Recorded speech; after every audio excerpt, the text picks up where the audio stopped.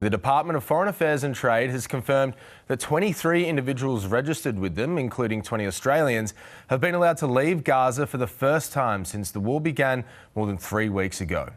Hundreds of foreign passport holders have now been allowed to flee Gaza into Egypt under a deal struck between the US and Israel, but more than 60 Australians remain inside the besieged enclave. It comes as Israel continues its deadly attacks on Gaza, an airstrike hitting the Jabalia refugee camp for a second day in a row.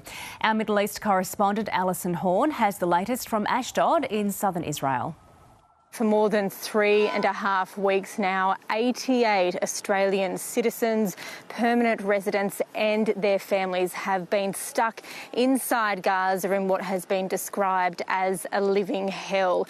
Today, for the first time since this war broke out, the Rafah border crossing, which is that border crossing that's controlled by Egypt on the Gaza-Egypt border, was opened for foreign passport holders to leave. The Australian authorities have confirmed to us that 23 people registered to them, including 20 Australians, have successfully now crossed over from Gaza into Egypt. They say those people are now being assisted with onward travel, but of course that means that there are still dozens of Australians who are still stuck inside Gaza. I spoke with one man today who actually tried to go to the Rafah crossing today. He went there with his wife.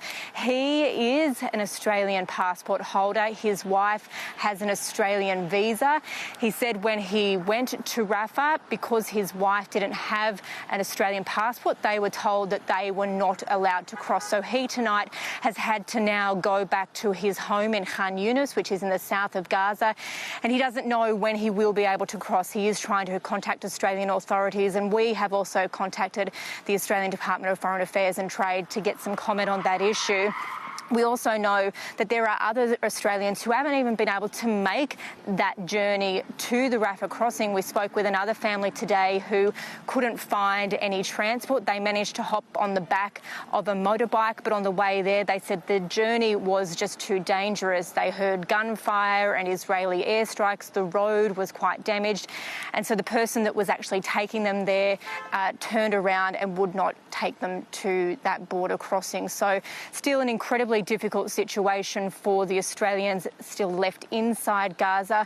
For the ones who have left, a lot of mixed emotions today. Escaping what they say has been a horrendous and torturous 3.5 weeks, but tinged with sadness and trepidation that many of their loved ones are still stuck inside.